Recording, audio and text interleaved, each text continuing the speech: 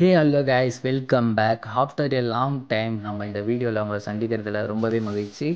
இதில் நம்ம எதை பற்றி பார்க்க போகிறோன்னா, நெக்ஸ்ட் நம்ம இதுக்கப்புறமா கிரிக்கெட் அண்ட் ஐபிஎல் சம்மந்தமான அப்டேட்ஸ் பற்றி தான் உங்ககிட்ட நாங்கள் எடுத்துகிட்டு வந்து சேர்க்கலான்னு இருக்கோம்.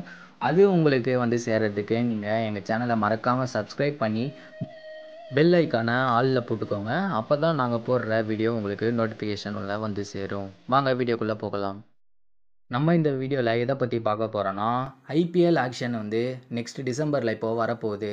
அதுக்கு முன்னாடி இப்போது ரீடைன்ட் அண்டு ரிலீஸ்டு பிளேயர்ஸோட லிஸ்ட் வந்து வெளியிட்டிருக்காங்க. நம்ம அதுக்குள்ளே அந்தளவுக்கு டீட்டெயிலாக போக தேவையில்ல, அது நீங்களே பார்த்துருப்பீங்க. அதில் முக்கியமான ஒரு 2 இப்போ நடந்திருக்கு. அது என்னன்னு சொல்லிட்டு பார்த்தீங்கன்னா, நேற்று released and retain players list வர சொல்ல ஹர்திக் பாண்டியா குஜராத் டைட்டன்ஸில் ரீடைன் பண்ணியிருந்தாங்க.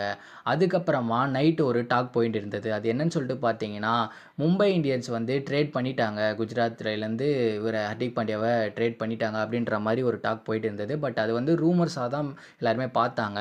இன்றைக்கி காலையில் மும்பை இந்தியன்ஸோட பேஜ்லேயே அஃபிஷியலாக சொல்லிட்டாங்க, ஹர்திக் பாண்டியா வந்து எங்களுக்கு வந்துட்டார், திரும்ப அவரை வந்து நாங்கள் ட்ரேட் பண்ணி எடுத்துட்டோம் அப்படின்ற மாதிரி ஒரு கன்ஃபர்மேஷன் கொடுத்துட்டாங்க. அண்ட் அது ஒரு பெரிய ஒரு விஷயமா இப்போ பார்க்கப்படுது. அதுக்கு மட்டும் இல்லாமல் நெக்ஸ்ட்டு ஒரு ட்ரேட் நடந்திருக்கு. அது என்னன்னு சொல்லிட்டு பார்த்தீங்கன்னா, அதே மும்பை இந்தியன்ஸில் போன வாட்டி நல்லாவே பர்ஃபார்ம் பண்ண கேம்ரோன் கிரீன், அவர் அவங்க ரீடைன் தான் பண்ணாங்க. இருந்தாலும் அவரை வந்து அவங்க ராயல் சேலஞ்சர்ஸ் பெங்களூர் அவரை ட்ரேடில் எடுத்திருக்காங்க. அவரை 17.5 crore அந்த மதிப்பில் அவரை ட்ரேடில் டைரெக்டாக அவங்க மும்பையிலேருந்து எடுத்திருக்காங்க. இதை நான் எப்படி பார்க்குறேன்னா, ஒரு நல்ல பிளேயர் தான் ஆக்சுவலாக, சாலிட். அவர் மிடில் ஆர்டர்லேயும் அவர் ஆட வைக்கலாம், டாப் ஆர்டர் பேட்ஸ்மேன் அவர்.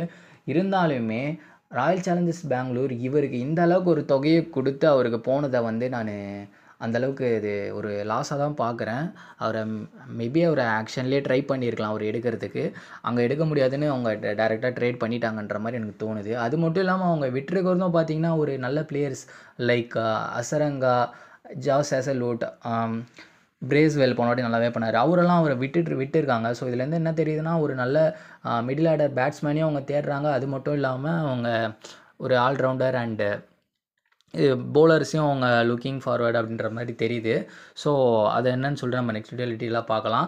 அது மட்டும் இல்லாமல் இந்த 2 சேஞ்சஸ் பற்றி நீங்கள் என்ன நினைக்கிறீங்க அப்படின்றத கமெண்ட்டில் சொல்லுங்கள்.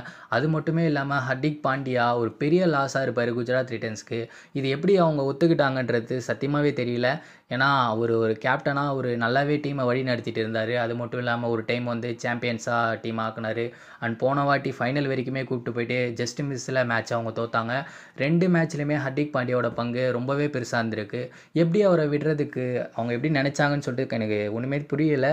உங்களுக்கு அது எப்படி என்ன நடந்திருக்கும்? நிறைய பேர் என்ன சொல்கிறாங்கன்னா, காசு கொடுத்து அவரை இந்த பக்கம் கூப்பிட்டுக்கிட்டாங்க அப்படின்ற மாதிரி சொல்கிறாங்க.